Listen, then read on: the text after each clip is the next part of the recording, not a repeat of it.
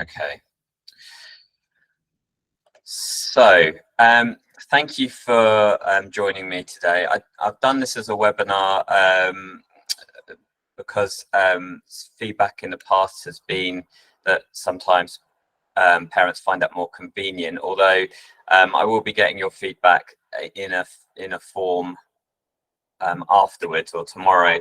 So I'd be grateful if you could give me your feedback on whether you think you prefer it in person, because I'm very happy to do that as well. So just so you know what we are aiming to do, or what I'm aiming to do today briefly, is I just want to make sure that you're all really aware of the structure of the sixth form and the key staff, particularly if you're a year 12 parent, but of course for year 13 parents as well, just to remind you. Also what the key expectations of students are, how we teach students about being successful as students. We're going to look at the key events within year 12 and 13, and particularly focusing on post-18 choices. Some of the feedback that I got in terms of what you wanted to cover, mostly focused on that, and also to look at some of the other opportunities available to students. So this is the sixth form team. As you can see there, we have 10 tutors. Some of them are co-tutors, so actually we have 12 tutors. Most of those are very, very experienced sixth form tutors. I'm very lucky to have a really strong team of tutors, and many of them have been doing this job for many years.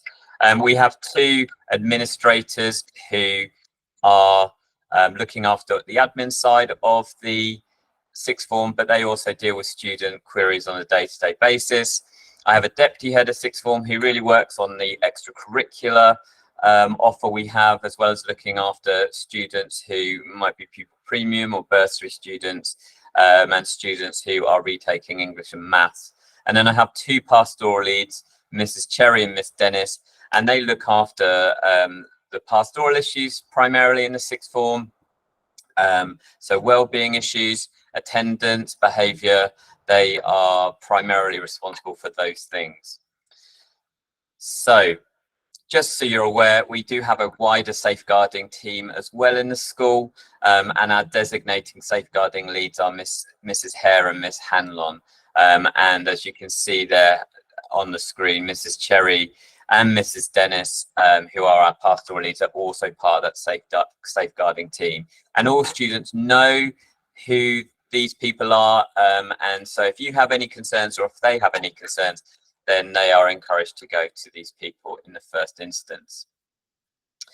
So this is the sixth form journey that they're all currently on, and I'm not going to go through this all now and read it all out.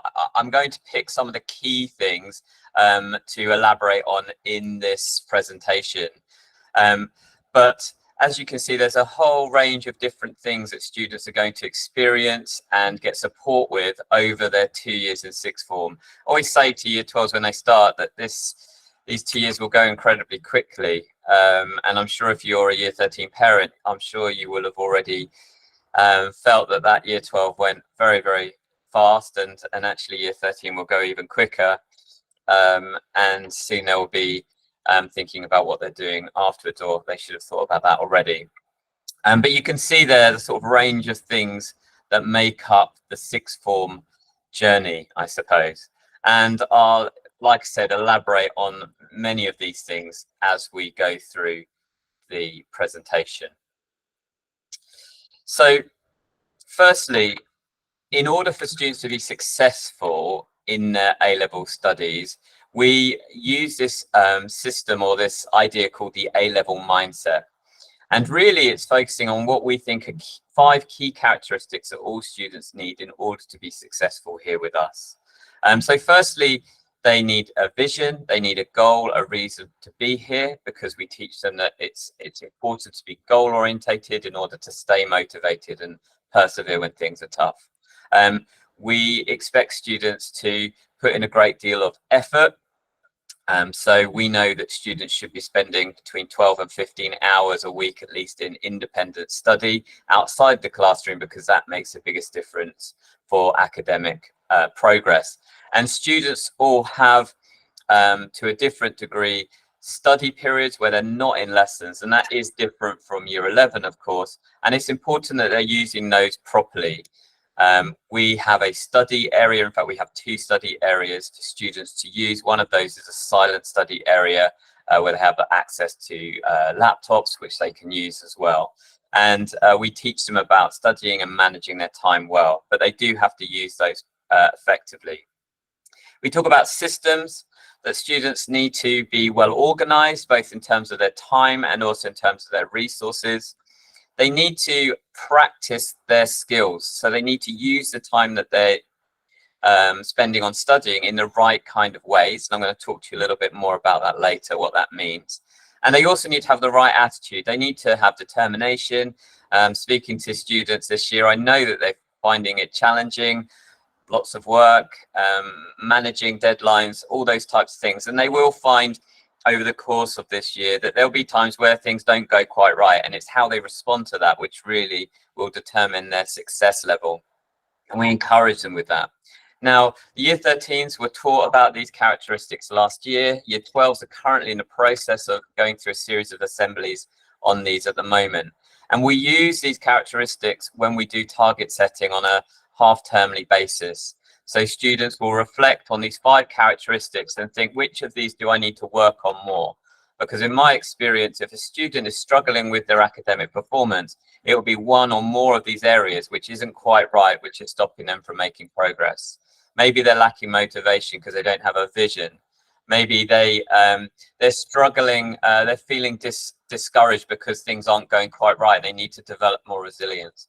Maybe it's that they are not putting in enough effort, or maybe they're putting enough effort, but they're not actually doing the most effective things with that time. So that's a really useful way for us to explain to students how they can be successful in year 12 and year 13.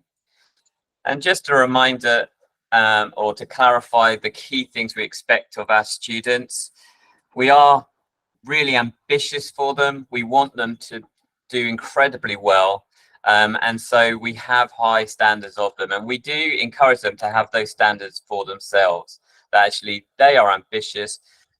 They should want to set themselves high standards. So the most important thing I think for sixth form students is their attendance. There is a very, very strong correlation between a sixth form student's attendance and their academic progress. It is very difficult for students to keep up if they keep missing lessons, because the amount of content at A level is very, very significant. And if they are not, they're missing lessons either in their A level or BTEC courses, then they're going to struggle to keep going. So we expect the attendance to be at least above 95 or 96%.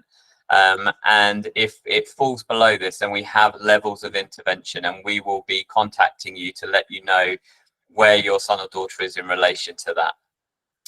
We also carefully monitor punctuality as well. And if a student receives 4 late in a half term, then they will go on punctuality report. We really stress to students the importance of turning up. And just as a request for you as parents and carers, it is really important that if your son or daughter is not in school, or if they are going to an appointment, that you do tell us by ringing the sixth form office or emailing. It is a safeguarding concern if a student doesn't turn up to school and we don't know the reason why, because from our perspective as a school, we could assume that you think they're at school. They're not at school. We don't know the reason why. So we need you to confirm with us that you are aware that they're not at school. I'd be really grateful if you could please make sure that if they're not in school, that you are letting us know the reason why. Obviously, we have a dress code to ensure students are coming to school with the right kind of mindset, that they're here to work. And we allow students to use mobile phones within the study areas, but apart from that, they should really be away. So other things that we expect of our students at sixth form, and the year 13s will already be used to this, but we do want students to be engaging outside of their lessons. So it's not really enough at this level of education to simply be going to your classes, doing the classwork, doing your homework. they have to be investing some of their time in what we call supracurricular activities that are pushing them beyond what they're learning in the classroom. These could be reading books, watching lectures, going on trips, visiting a museum, listening to podcasts.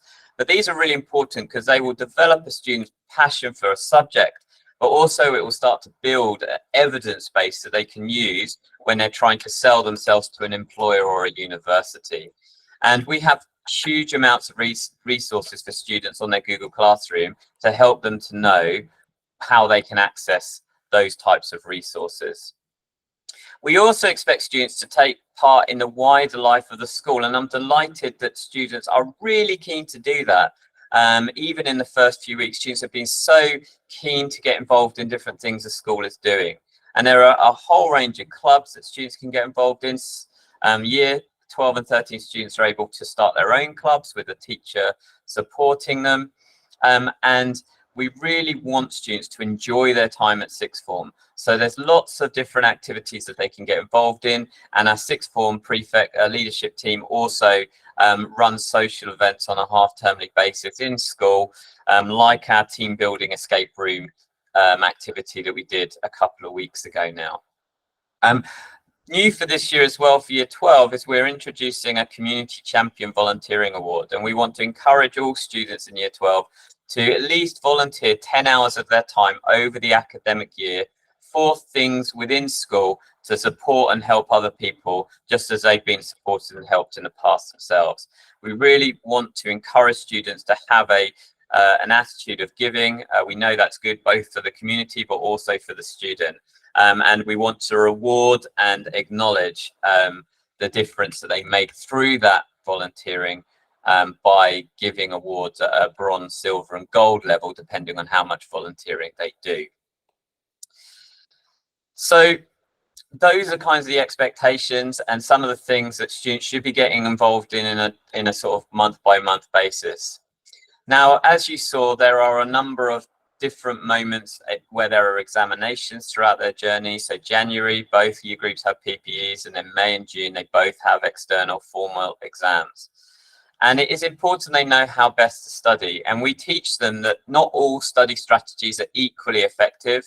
And in sixth form, we talk about a three-stage process, which is review the knowledge. So that could be reading, highlighting, looking at guides, listening to something, watching something.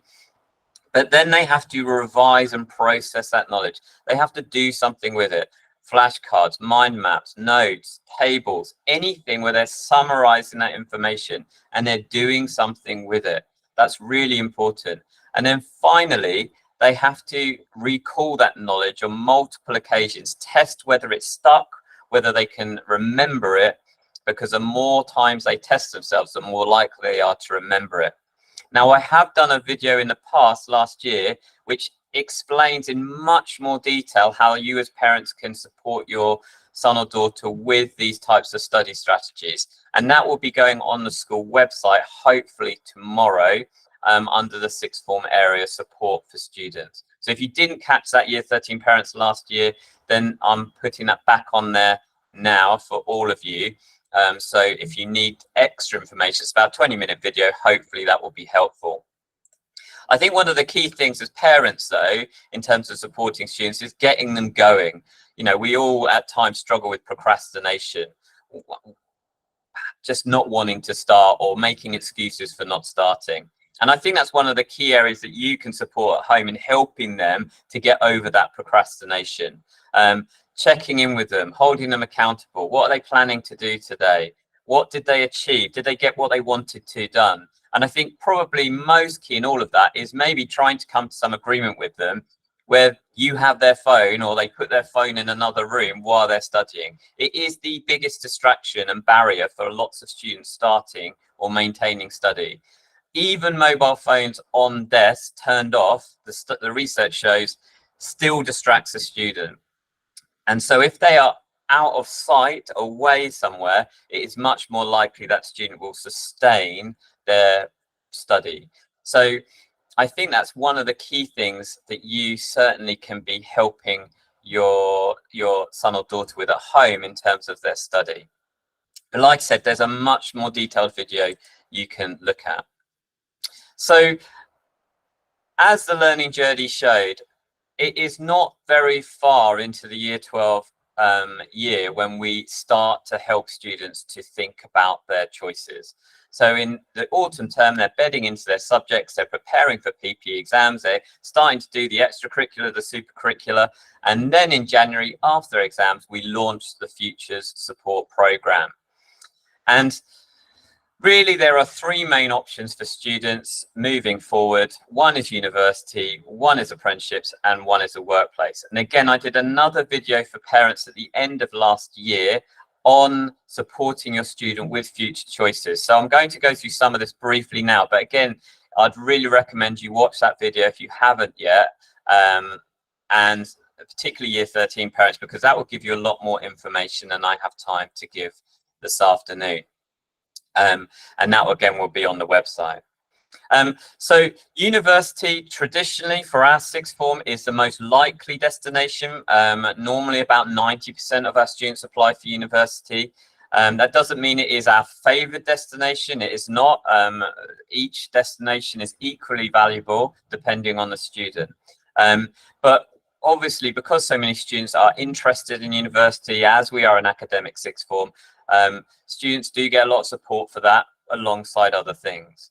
So at the start of year 12, students are encouraged to look at and access widening participation programs that universities offer. So for example, King's University at the moment have a program that they're asking students to sign up for, and other universities in London and across the country do similar things, and we signpost students to those things. So after the PPEs in January, we launched that program with year 12s, where in assemblies and in PSHC sessions, they are introduced to the university route, the apprenticeship and workplace route, and about employability skills. We also begin, even in January and February, to start talking to students about personal statements and how to start drafting those. So like I said, I've done a video before about this, but I will do another one, an updated one, another webinar in the summer term for year 12 parents with some updates on the process, because things always change. So in the summer term, all students complete a draft of their personal statement, and they begin the UCAS online university application form. And they all do that on a day called Futures Day, which also includes workshops from employers, our careers advisor, Mr. Williams. We have an Oxbridge person who comes in, a medicine person who comes in. We have a university representative comes in, and it's a really great day to get students really invested in what they're doing next. And so this is all to try and support students towards getting their applications ready for this half term in year 13. So for current year 13 students, the deadline for their UCAS application to be completed for the school is November the 17th. That means we have plenty of time to process those and make sure that they are as strong as they can be before Christmas. And if your son or daughter is thinking of applying for Oxford, Cambridge or medicine, the deadline this year is the 16th of October, and those students are getting lots of support at the moment. Oxbridge students have already had one session with our Oxbridge advisor. She's reviewing personal statements. Our medicine students or dentistry students are getting support from an organisation called Tutoring Doctors, and they're reviewing their personal statements at the moment. And I'll be working on their references over the next couple of weeks. So how do students apply? So there are 4 parts that a student has to complete. The first 2 are fairly self-explanatory. So the second 2 are the things that you might have more questions about. So the personal statement is probably the most important part of the form, because students need to stand out, and they do that through their personal statement. And at the moment, it's a 4,000 character small essay where they are outlining why they want to study that subject, what have they done that makes them particularly that shows their aptitude and interest in that subject, what they read, what they listened to, what courses have they done, And then finally, a small part on what else about them would make them a good student. So maybe they're a prefect, and that shows responsibility and the ability to take initiative, for example. And the other section is about choices, and students can choose up to five university choices. We encourage them to make that a range of choices, depending on their predicted grades, which students got 2 weeks ago. And just so you're aware about predicted grades, they are a professional judgment by teachers based on a student's previous academic record, and also the experience of the teacher and how much progress students tend to make into year 13.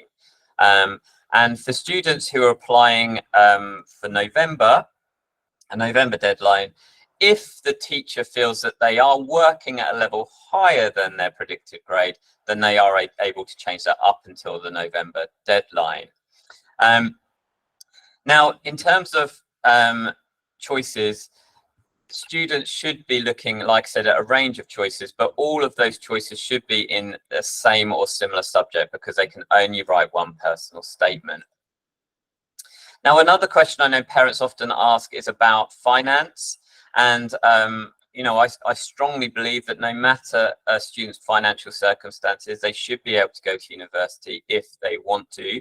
And there is support available. I'm not going to go into huge detail about that now, but for year 13 students, we will have someone in to talk to them about it, and I will send more information to you as parents at that point. The application start date for student finance is not until next March, sorry, and the deadline is May. So there's plenty of time to give that information. But I would say, if you are worried about that, then do look at the information on tuition fee loans. All students are eligible for that. Students are also eligible for a maintenance loan to support their day-to-day costs. And there are also lots of bursaries and scholarships, so free money for students as well. And students will be taught all about this, and I will also give you the links there. But if you have any concerns about that, then do let me know, because that shouldn't be a factor. I'm sure it might feel like a factor, but we'd want to work with you to try and make sure that that was covered. The other main option, and again, it's a great option for lots of people, is apprenticeships. And we introduced this pathway after Christmas. Anyone who's interested in apprenticeships has one-to-one meetings with our careers advisor, Mr. Williams, and they're also tracked in their application journey through their form tutors. But apprenticeships students apply for just like a drop job, so not like through the UCAS system. But we also have schools career fair on that date may be wrong, that might need changing, but it is in that week in January. And we also give students access to work experience platforms like Speakers for School, SpringPod, Upskill, where they can look at different insight days and placements that could help them. We also run an online student opportunities board where any apprenticeship, any vacancy, any insight day, any work experience, anything like that can be is put up there for students to look at and hopefully, if appropriate, apply for. But there are two levels of apprenticeship. One is a higher apprenticeship, which is like going for a job, and you would be normally released 1 day a week to do training. But what is a growing area is a degree apprenticeship, which kind of like for lots of students the best of both worlds, because they are doing a degree, and they are also, alongside doing a degree, they're also earning. And they don't pay for the degree. That is provided by their employer. So they're very, very competitive, and they are in areas of vocation. So you can do a degree apprenticeship in sociology, for example, but you could do one in social work. So lots of students are starting to look at that area, and it is a really attractive option for lots of students. One thing that you will have access to to help students, and what we encourage students to use all the way through year 12 and 13, is Unifrog. And I'm going to send information to you about how you can access that tomorrow. But it is an online platform where they can basically it's a one-stop shop. They can research careers, they can research university courses, they can search for apprenticeships, they can search for universities, they can record their activities and things that they're doing, and they can shortlist universities, shortlist apprenticeships, and they can complete their personal statements. And we get all students to complete their personal statements on Uniprog, because then their tutor is able to give really good feedback and clearly help and guide the student along. So it is a really excellent platform, and one that I'd recommend if you want to support your students, your son and daughter at home with this process. Then Uniprog's a great place to start. You can go through some of it with them, and they are also trained in how to use it as well. One other thing that is new for this year to support students with their future options is we are going to be introducing a work experience week. So this will just be for year 12 students, and it'll be the 8th to the 12th of July. And this will give students an opportunity to find a placement for that week that will help them to consider a particular area of industry that they want to look at, maybe pursue in the future. So I will be giving details to students about this after half term, and I will then send all of the details out to you as parents. But essentially, students will be responsible for finding their own placements, okay, which is why I'm saying this to you now, and I'll be saying it to students at the start of the next half term, because they'll need plenty of time to find that placement, looking for things that are interesting to them. Maybe it's in a primary school if they're interested in a sort of caring profession, a pharmacy or a doctor's surgery if they're interested in medicine, you know, a solicitor if they're interested in the law. So they need to be thinking about that and then looking for opportunities. And maybe you have contacts, or they can look at people in the local area and start asking whether they might be able to do a placement. There will be a list of sort of recommended, these are the types of jobs that we would recommend, and these are the ones we think would be probably not appropriate. But ultimately, in order for us to allow a student to go, that employer must have employer's liability insurance, and there'll be a form to fill in with all that information. Parents, you will have to agree to the placement, and that you will take responsibility for your son or daughter during that week, because obviously they will not be in school. We will have a process of ringing or visiting the student once in the week to check on their progress and check how they're getting on. But ultimately, how they get there and back, etc., that will be parental responsibility for that week. And if a student can't find a placement, then they will be required to attend school, but we would want to facilitate and help them as far as possible. And that's really where I'd ask you as parents, if your employers could take work experience placements from, you know, our amazing group of students, very mature, very hardworking. It might be that your son or daughter, it's not relevant for them, that's not something they want to go into, but we probably will have students who might be interested in that. And if you do think, actually, we might be able to provide an opportunity, please do get in touch. That would really help us to make sure every student has a rewarding experience and work experience. So hopefully that will work really well. I'm nearly finished, but I just want to highlight a couple of things. Firstly, just to make you aware that we do have a scheduled PSHC program, which in year 12 is helping them things like their health and mental well-being, and then looking at preparing for future options. And then in year 13, it's really preparing them for independent living. So today, for example, in PSHE, we looked at healthcare and how you manage healthcare away from home. And that program is on the school website. So do look at that. And if you have any questions about that, do let me know. Students last week applied, or some of them applied for our bursary. That's money that we can give as a school that's given to us by the government for students who may struggle financially with the cost of their education. That deadline has now passed, but if you feel like your son or daughter is eligible, either particularly the tier 2 there, if the household income, which includes benefits, is no more than just over £21,000 annually, then I will allow late applications up until Monday, because we will be assessing those next week. but maybe just ask your son or daughter to come and see me tomorrow, and I can help them with that process. Just finally, as I said before, we do really want to support students' well-being in sixth form, and we do have arranged support in place for them. Sixth form and 2 years can be challenging. I'm sure you're aware of that. There are areas where it can be quite stressful. So we do have a lot of support in place for students. And especially we have workshops on examinations and anxiety. And we use Place to Be in a School where students can self-refer for counselling support if they need to. And our pastoral leads, Miss Cherry and Miss Dennis, also see students on a regular basis to support their needs. And if you want some advice on how you can help at home, there's some ideas here in the green box. You know, try and encourage them to sleep well.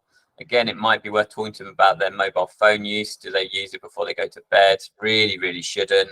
My advice to students is to not have their phone in their room, and buy an alarm clock, an old-fashioned alarm clock.